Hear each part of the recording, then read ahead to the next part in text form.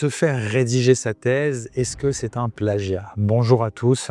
Aujourd'hui, je vais répondre à cette question récurrente, qui est une question que se posent bon nombre de personnes qui notamment nous contactent.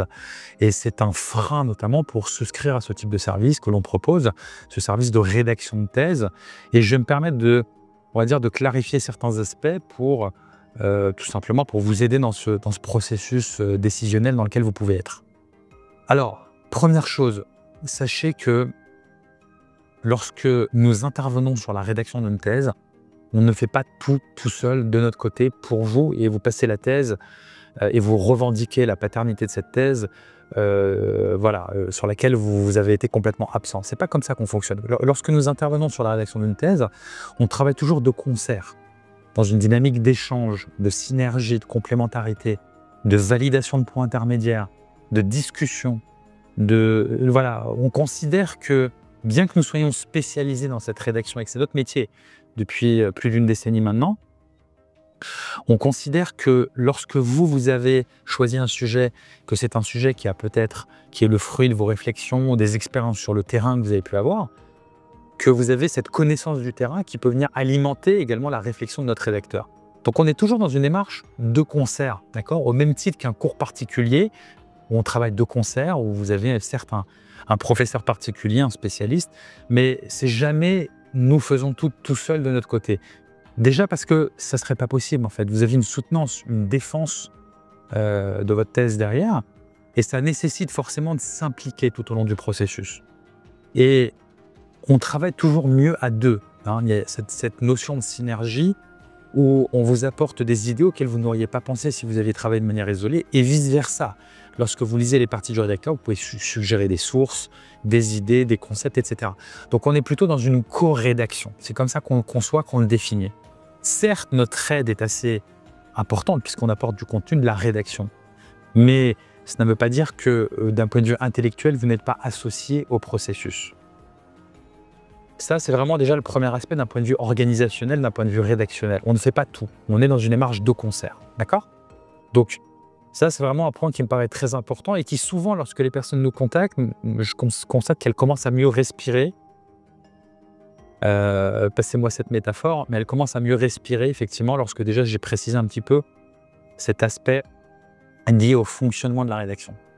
Deuxième aspect, qui est moins lié à l'organisation, est plus lié tout simplement à l'aspect juridique, à l'aspect juridique de notre collaboration.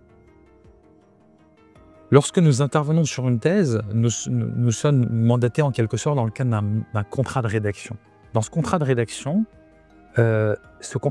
il est régi par le Code de la propriété intellectuelle. Lorsque vous payez nos honoraires, c'est la contrepartie de la cession des droits d'auteur sur votre thèse. Ça veut dire que nous vous cédons les droits d'auteur sur cette thèse. Dans le Code de la propriété intellectuelle, qu'est-ce que ça sous-tend, le fait de vous céder les droits de la propriété intellectuelle sur votre thèse? Ça sous-tend que vous êtes autorisé à en faire usage, à en revendiquer la paternité, à le publier, à le présenter comme étant le vôtre, parce que vous êtes propriétaire. Lorsque vous êtes propriétaire de quelque chose, c'est le droit de la propriété, quel qu'il soit, qui est un droit sacré dans nos sociétés. Vous êtes autorisé à en faire usage à votre convenance. D'accord? Vous pouvez le détruire, vous pouvez l'utiliser, vous pouvez le publier, revendiquer la paternité, vous faites ce que vous voulez, c'est à vous. D'accord? Donc nous vous cédons les droits de la propriété intellectuelle. Et qu'est-ce que ça veut dire? Ça veut dire qu'il n'y a pas de plagiat, puisque plagier, je vous le rappelle, c'est utiliser ce qui ne vous appartient pas et en revendiquer la paternité. Si je vole une image, un contenu qui appartient à quelqu'un et que je ne le cite pas, et que je dis que c'est à moi, là, il y a un plagiat. Si j'utilise un contenu dont je suis propriétaire, d'accord, dont on m'a cédé les droits de propriété, dont je suis propriétaire, je ne peux pas plagier quelque chose dont je suis le propriétaire. Donc vous êtes propriétaire de votre thèse puisque nous vous avons cédé les droits d'auteur. Donc si quelqu'un effectivement vous dit, tu fais appel à un rédacteur de thèse, c'est un plagiat, c'est une personne qui visiblement ne connaît pas la définition du Larousse, la définition juridique du plagiat, et c'est un préjugé, c'est une erreur par préjugé, c'est une erreur par méconnaissance du terme. Donc voilà, juridiquement, puisque je pense que au-delà de nos interprétations, de nos jugements de valeur, de nos émotions ou autres, je pense qu'il faut en revenir à la base, et la base, c'est le droit.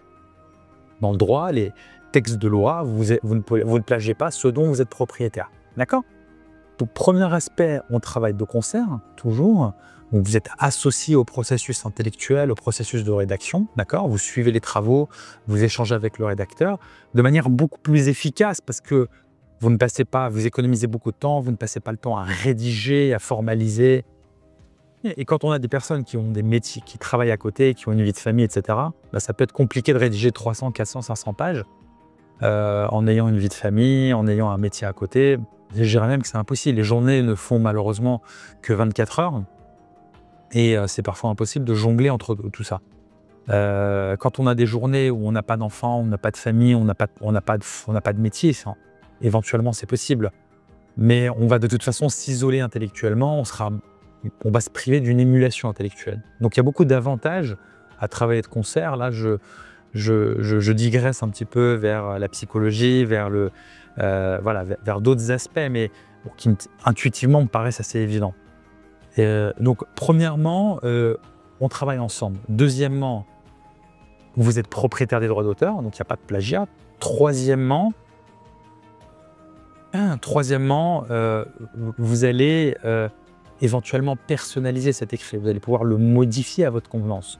Donc, il n'y a pas voilà, c'est pas quelque chose qui est figé dans le marbre. Vous pouvez le modifier, vous en êtes propriétaire. Voilà, il n'y a pas voilà, je fais appel à un rédacteur, c'est son contenu, c'est pas le mien. Non, c'est pas comme ça que ça marche, d'accord?